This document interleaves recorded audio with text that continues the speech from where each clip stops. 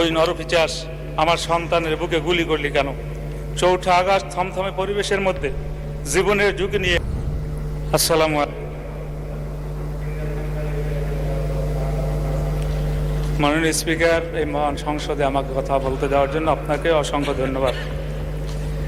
মাননীয় স্পিকার, ফ্যাসিবাদ বিরোধী দীর্ঘ লড়াইয়ের ধারাবাহিকতায় 24 জুলাইয়ের গণ অভ্যুত্থানে হাজারো মানুষের আত্মত্যাগের বিনিময়ে আজকের এই সংসদ, ত্রয়োদশ জাতীয় সংসদে আমার প্রথম বক্তব্যের শুরুতেই মহান আল্লাহ তাআলার শুকরিয়া আদায় করছি। সাথে সাথে আমি জুলাই গণ অভ্যুত্থানের শহীদের প্রতি শ্রদ্ধা জ্ঞাপন করছি, তাদের রুহের মাগফিরাত কামনা করছি, আহতদের প্রতি কৃতজ্ঞতা জানাচ্ছি, অংশগ্রহণকারী সকলের প্রতি সম্মান প্রদর্শন করছি।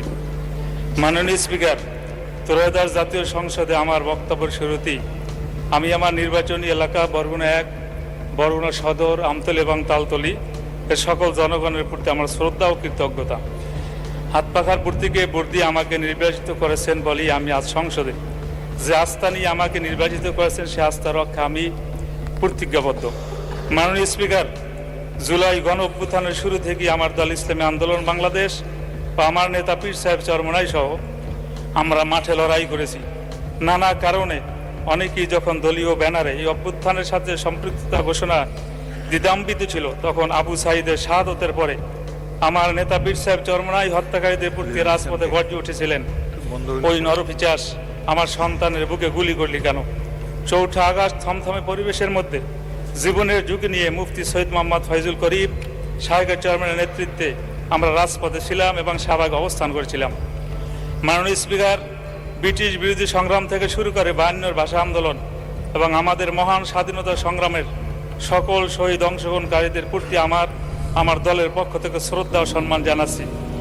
আমি বিশেষভাবে স্মরণ করছি ইসলামী আন্দোলন বাংলাদেশের প্রতিষ্ঠাতা আমির মাওলানা সৈয়দ মোহাম্মদ ফজলুল করিম মরহুম পীর সাহেব চরমনাই। তিনি 1987 সালে সাংবিধানিক সংস্কারের প্রয়োজন অনুভব করে গঠন করেছিলেন ইসলামী শাসনতন্ত্র আন্দোলন, যা বর্তমান ইসলামী আন্দোলন বাংলাদেশ। মাননীয় স্পিকার, রাষ্ট্রপতির ভাষণ একটি সাংবিধানিক বাধ্যবাধকতা ও সংসদীয় রীতি, কিন্তু বাস্তবতা আমরা সবাই জানি রাষ্ট্রপতি মন প্রাণ ও কার্যক্রম একটি ফ্যাসিবাদী শাসনের অংশ ছিলেন, যে ফ্যাসিবাদের উৎখাতে হাজারো প্রাণের রক্ত উৎসর্গ করতে হয়েছে। গণ অভ্যুত্থানের মাধ্যমে উৎখাত হওয়া ফ্যাসিবাদের অংশ যে রাষ্ট্রপতি, তিনি ফ্যাসিবাদের উৎখাতের ফলেই গঠিত হওয়া সংসদের ভাষণ দেওয়া জুলাই গণ অভ্যুত্থানকে অপমান করার শামিল। তিনি যখন ভাষণ দিয়েছেন তখন আমরা ওয়াকআউট করেছিলাম। আজকে রাষ্ট্রপতির ভাষণের উপর আলোচনা শুরুতে আমি সংসদে তার ভাষণ দেওয়ার বিষয়ে প্রতিবাদ জানাচ্ছি। মাননীয় স্পিকার, রাষ্ট্রপতির ভাষণ সরকারি দলের স্তুতি ও তাদের অতীত সাফল্যের বর্ণনা, আগামীর প্রতিশ্রুতি সমন্বিত একটু উপত্থান যা সরকারি দল কর্তৃক লিখিত হয়। রাষ্ট্রপতির এবারের ভাষণও এই সত্যের কোনো অন্যতা হয় নাই, তবে ভাষণ সুলিখিত ও মার্জিত, তার পাঠ ও সাবলীল ছিল, সেজন্য রাষ্ট্রপতিকে আমি ধন্যবাদ জানাতে পারি। মাননীয় স্পিকার, রাষ্ট্রপতির ভাষণে অন্তর্বর্তী সরকারের উল্লেখ নেই। অন্তর্বর্তী সরকার ও সরকার প্রধানের নাম উল্লেখ করে তাদের প্রতি বিশেষভাবে কৃতজ্ঞতা জানালে ভালো হতে বলে আমি মনে করি। মাননীয় স্পিকার, রাষ্ট্রপতি তার ভাষণে পতিত সরকারে বারংবার ফ্যাসিবাদী শাসন বলে অভিহিত করেছেন, এজন্য তাকে আরেকটি ধন্যবাদ দিতে চাই। তিনি এটা মন থেকে বলেছিলেন কিনা জানি না, তবে তার মুখে বারংবার আলোচনা শুনতে আমাদের ভালো লাগছিল। তবে মাননীয় স্পিকার, তার ভাষণে জুলাই ঘোষণা, জুলাই সনদ নিয়ে কোনো কথা নেই। সংস্কার কমিশন গঠনের কথা আছে, কিন্তু সেসব কমিশনের প্রস্তাবিত এবং দেশের সকল রাজনৈতিক দলের স্বাক্ষরিত জুলাই সনদে বাস্তবায়নের ব্যাপারে কোনো কথা নাই।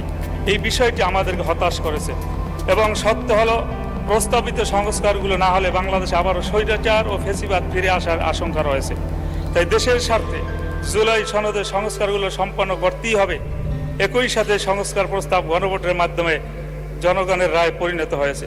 মাননীয় স্পিকার, আমার নির্বাচনী এলাকা বরগুনা 1, বরগুনা সদর, আমতলী এবং তালতলী, আমরা এই বরগুনার যে লক্ষ কোটি মানুষ বসবাস করতেছে, আমাদের বরগুনা উন্নয়নের দিক থেকে একেবারে পিছিয়ে।